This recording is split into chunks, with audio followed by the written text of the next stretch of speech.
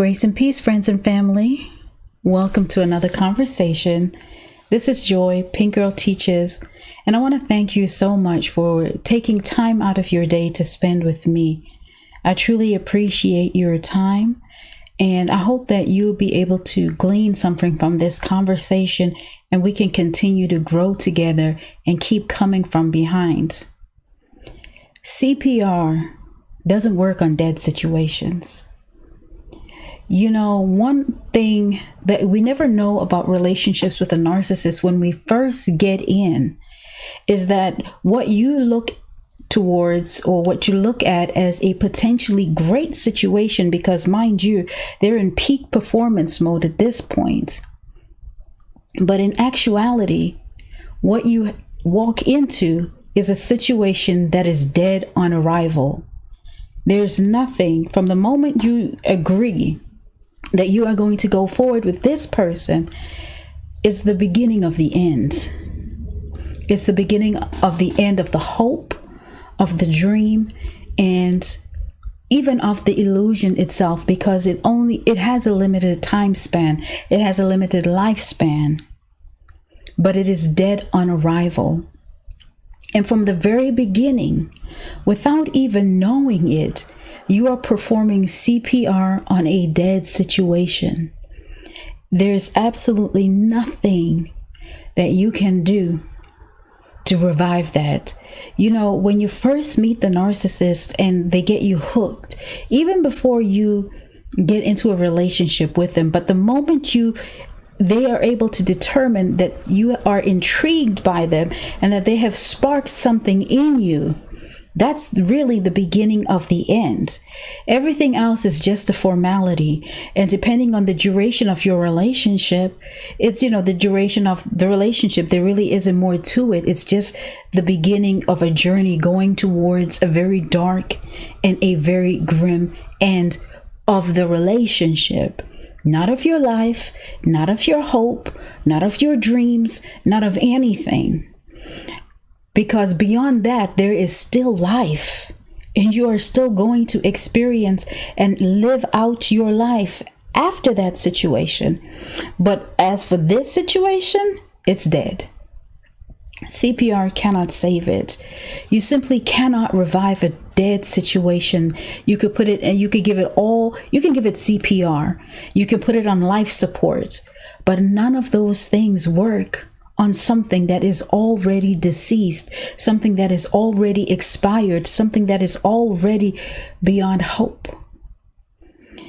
You could attempt to. You could purchase the highest quality of fertilizer.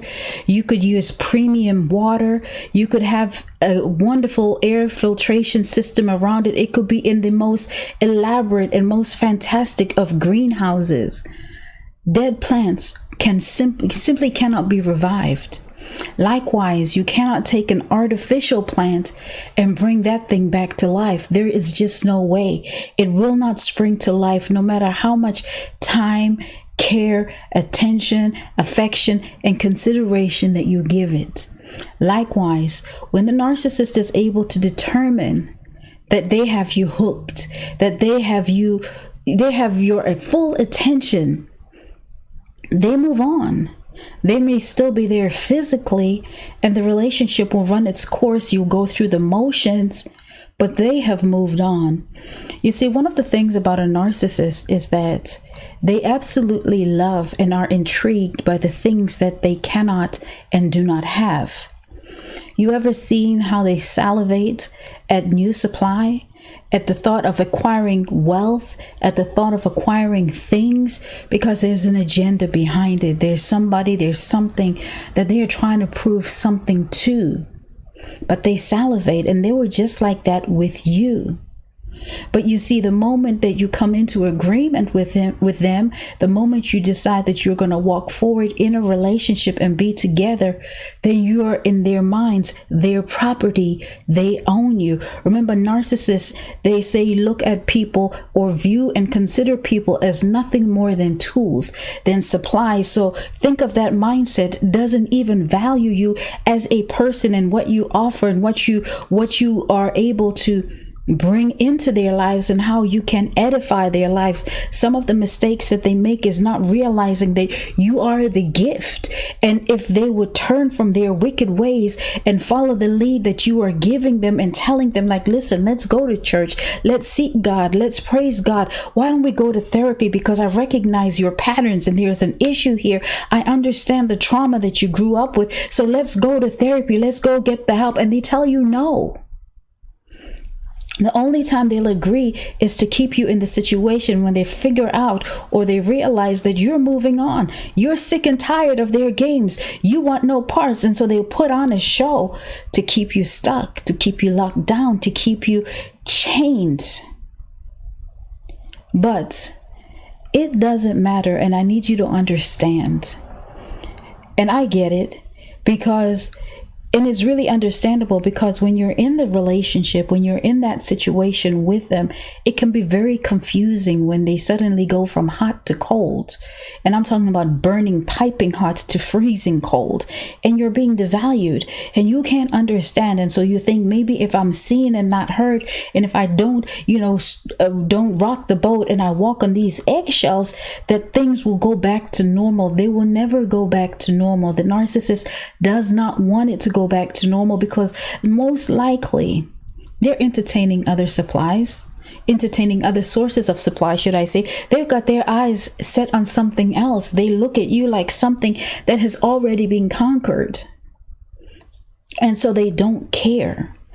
A dead plant simply cannot spring to life no matter what you do, because the roots are dead.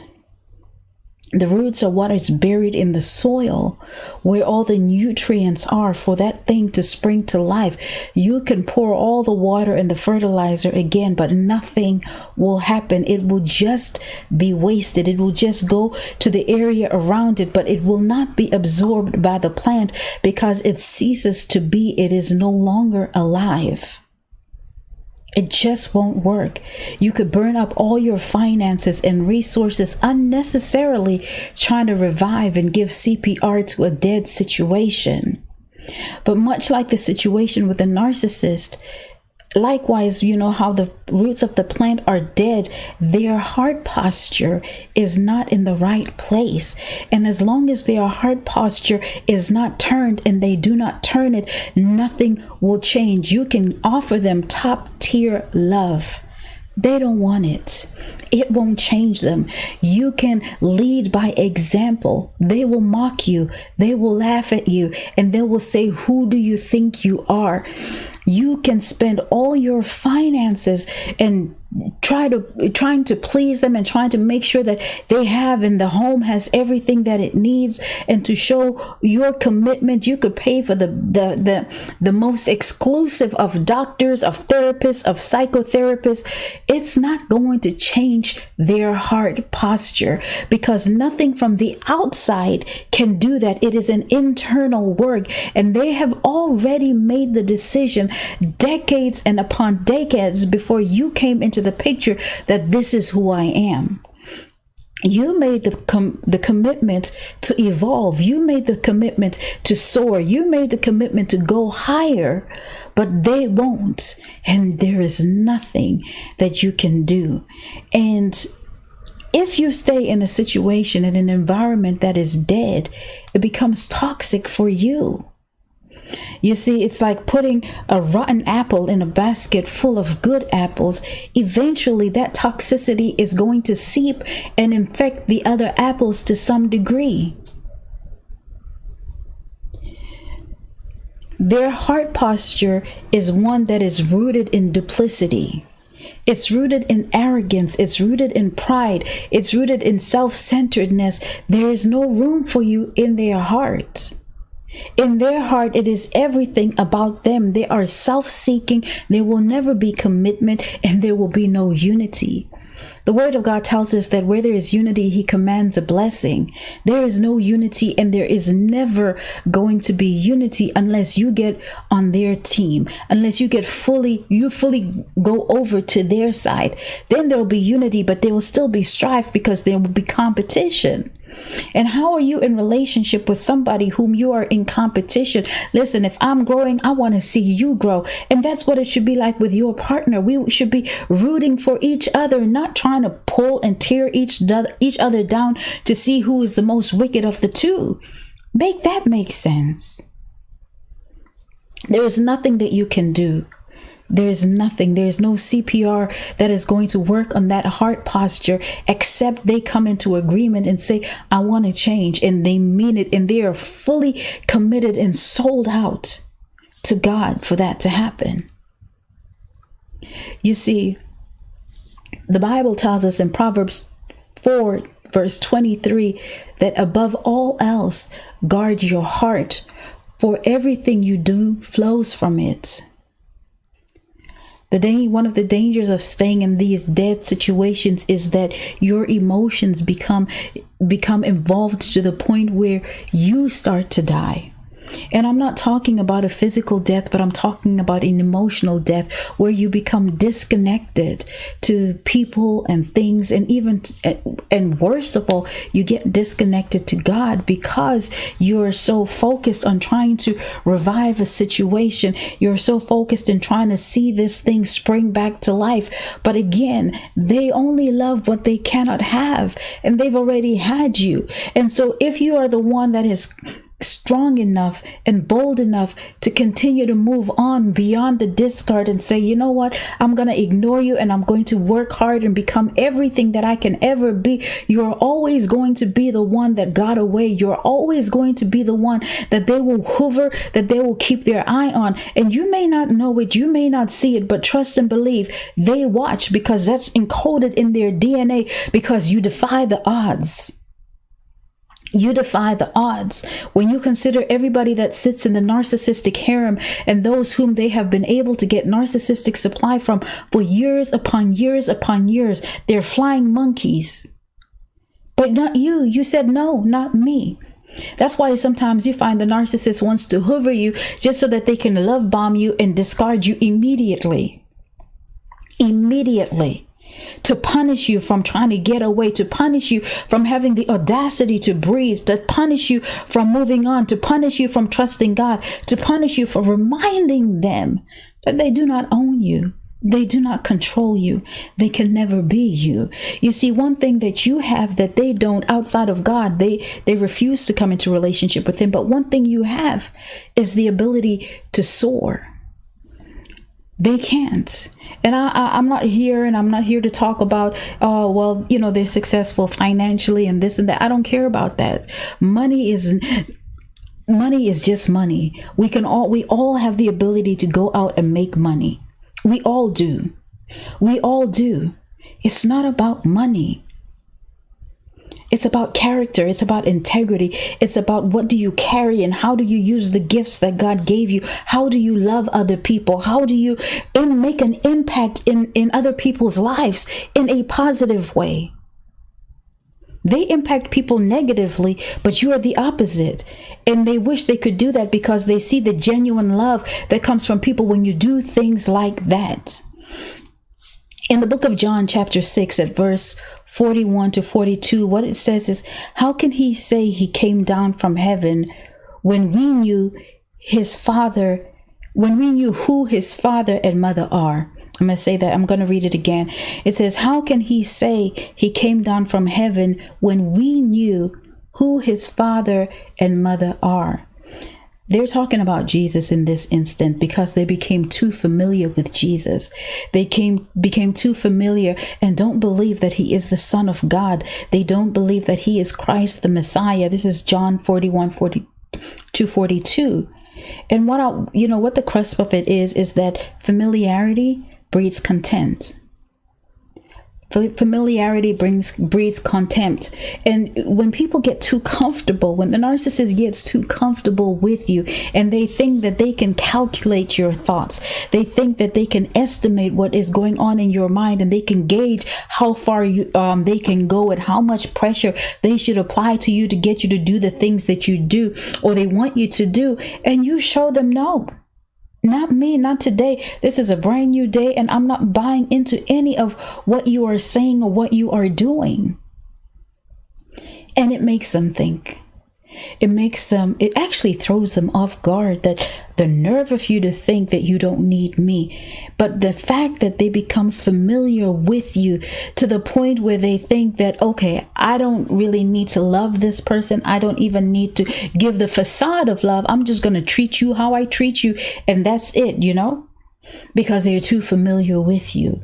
Nobody, and I'm talking about healthy relationships or toxic relationships or narcissists themselves, nobody should ever come too familiar with you, because it's so easy to disrespect what you are familiar with. It is so easy to take for granted what you are familiar with. People, when they're too familiar with you, think that they can one up you at any given point. In fact, healthy relationships don't breed this type of behavior. So I take that back, and I apologize for saying it. But those toxic ones, those relationships with people who have no value on who you are and what you offer and what you bring and how you love and how you serve and how you care, they become too familiar with you and think that because they know who you are and how your heart is and how you feel and how you think, that they can dictate what you decide to do. Nobody outside of you should be dictating how you feel, how you serve, how you show up in the world. But because they are familiar with you, they think they know you. And brothers and sisters, that is simply not true. That is simply not true. And when people get that comfortable and complacent with you, it's time for you to issue a plot twist and show them who you are. You do not sit at the table of scoffers. You do not sit at the table of those that are too comfortable with you, that they can treat you any way. You are not disposable. Don't you understand that you are the child of a king? You are the child of the Most High God. And how you allow yourself to be treated is a reflection. It also will lead to how your heart responds. That's why the Bible tells us that we are to guard our hearts. It says above all else, showing that there is a level of importance to this, showing that it is crucial that you guard your heart. So if you allow people to become comfortable and familiar with you and treat you any kind of way, it's going to affect your heart posture. And I'm not saying that, it would affect your heart posture to the point where you become a narc. No, but the way you receive life, the way you go through life, the way it may change your feelings about certain situations, simply because you're viewing it through the lens of brokenness and through disappointment and through heartbreak and heartache. That's how it flows from your heart. And so I just wanted to encourage you today that, if the situation is dead, let it be dead. Let it be dead. Sometimes you're gonna have to write a letter to get your closure, and this is one of those unsent letters where you put everything that you ever wanted to say to this person down on paper and burn it, rip it up, bury it if you have to. And one thing that I told somebody about me, and they were like, oh, you got so brand new, this and that. I really didn't get brand new. I just didn't let them become familiar with who I am. I said, if that's how you feel free to go and have a funeral for me, because that old me is never coming back. And I'm okay if you say that I'm dead to you. I'm the one who told you that make sure that I become dead to you, because that old version of me that you are trying to revive, she is never coming back again. It is upwards and forward from here on out. So family, I hope that you are encouraged to continue to come from behind, to continue to seek your most significant state, to continue to pursue God, your Lord and your Savior, and to continue to allow Him to mold you and to shake and empty everything in you that is not pleasing to Him. Because as much as we talk about the narcissist, it's about us. We don't want to become a reflection or mirror what we have been through, but we want to take those experiences and allow God to do a work in and through us, so His name and His name alone is glorified. So thank you so much, family, for your time. I hope that you are having a fantastic day. God bless you.